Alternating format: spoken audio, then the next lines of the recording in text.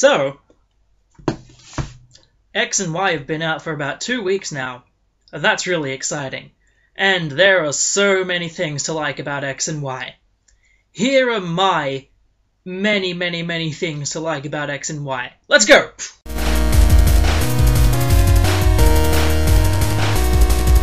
There are lots of things on this list, so I'll try to be quick.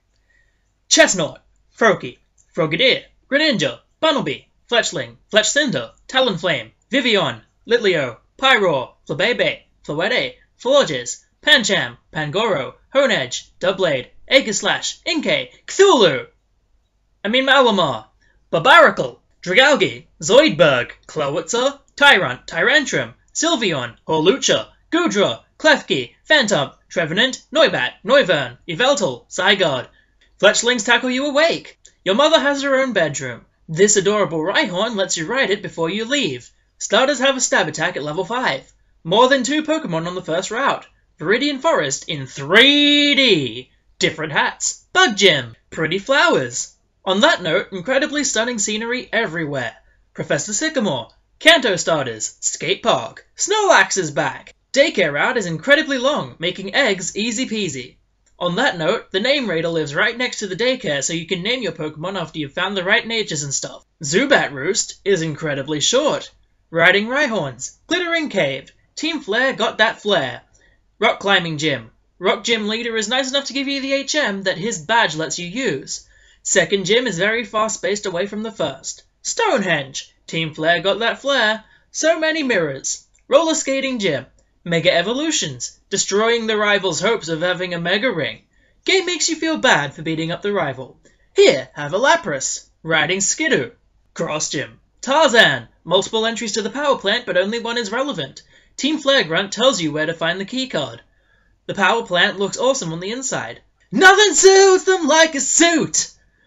AZ is really freaking huge. Eiffel Tower holds Electric Gym. Who wants to be a millionaire? Clamont's outfit. Clamont throws a tantrum when his sister steals his Thunder. Bolt. Nah. Spooky Haunted Playground. Spooky Haunted Forest. Haunted Forest actually haunted by Haunter. Do you want to tip the bad storyteller? Spooky Halloween Town. Spooky Halloween Town, ironically, is where the Fairy Gym is located. Fairy Gym. Valerie tries to dress up as a fairy. Pokeball Factory. Team Flare still looking fine. This place is pretty chill. Mamoswine is scared of Abomasnow. Abomasnow actually acting like an abominable snowman. Abomasnow kindly gives you Abominite, but doesn't let you catch it like most other stationary Pokemon. Riding Mamoswine. Big Magic Sundial. Psychic Gym is actually extra-dimensional. Somehow. Between Gym 7 and 8 is the big evil team quest, mirroring Gen 2. Suddenly, Lysander is evil! I know it was pretty obvious, but before this he never once aligned himself with Team Flare. To make up for his not being battled all the way through the game, Lysander fights you right now. This Team Flare hideout has some damn snazzy music. Hot damn, I want to be this stylish. Lysander is enough of a badass that he captured AZ and steals his magic key.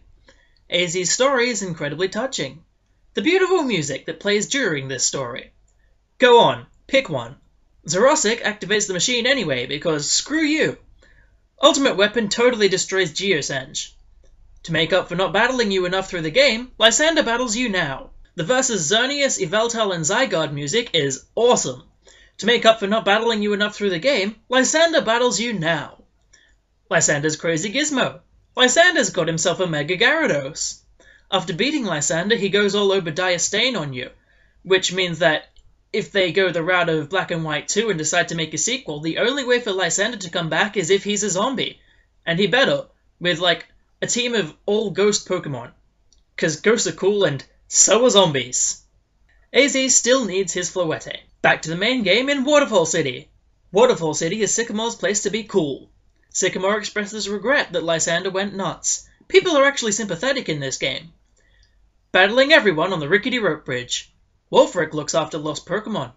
An ice gym that doesn't have annoying ice puzzles. Wulfric acknowledges that you could very well have prepared to face him, which would make his Mono Ice team awful.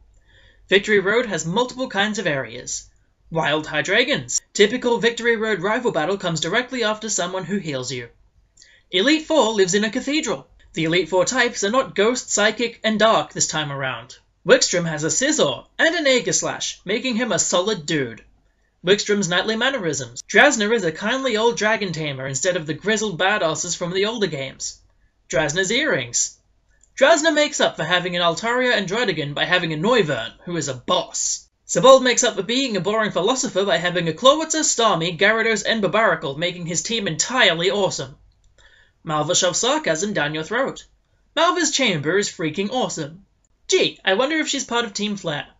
Pyroar, Chandelure, and Talonflame make Malva super cool.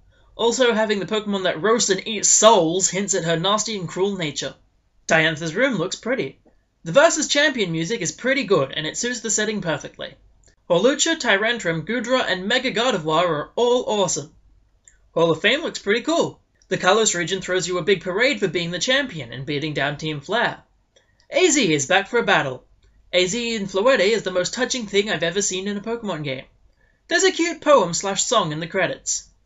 Your mother couldn't be bothered to show up to the big parade that was just held for you. There are only 3 post-game legendaries to hunt, rather than, 15. The Mewtwo intro is so badass. On that note, Mewtwo. Hey look! Mewtwo is reason number 150. Mewtwo becomes the hidden number 151 in the Mountain Pokedex. Remixed Kanto battle theme. Luca wants you to be a detective. Hey look! She actually is from Team Flare. Finally, I can be as stylish as Team Flare. Horde battles. Horde battles allow you to get effort values incredibly easy. Horde battles let me KO multiple Scraggy at once. KOing a horde of Murkrow is hilarious. Roller skating tricks are fun. Friend Safari encourages the exchange of friend codes. Friend Safari has hidden abilities and 2 perfect IVs for every Pokemon. Wi-Fi battles let you choose the background music. Options include the Versus Xerneas, Yveltal, and Zygarde music. Pokemon-Amie is absolutely adorable. Pokemon-Amie actually gives you in-game pluses. All the rest of the music that I didn't specify before. 450 catchable in-game Pokemon means you've got no shortage of options. Off the top of my head, there are 167 other things to like about X and Y.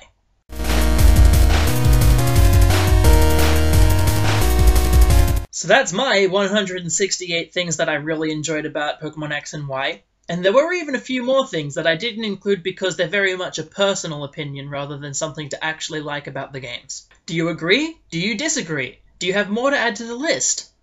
There's a comment section down there. Anyway, I have to go and record more videos, including this week's Nick Talks About Marvel. I don't know what I'm going to talk about yet, except I actually do. It smells like I left some foreshadowing about it in this video. If you can find it and guess what I'm going to be talking about on Thursday, and leave a comment to tell me that you found it, well then, you get some street cred. I'd give you other prizes, but I can't actually give you prizes. On that note, there's the Nick Talks Marvel button over there. And some more videos up here, because I have to advertise somehow. Make sure you subscribe and like the video.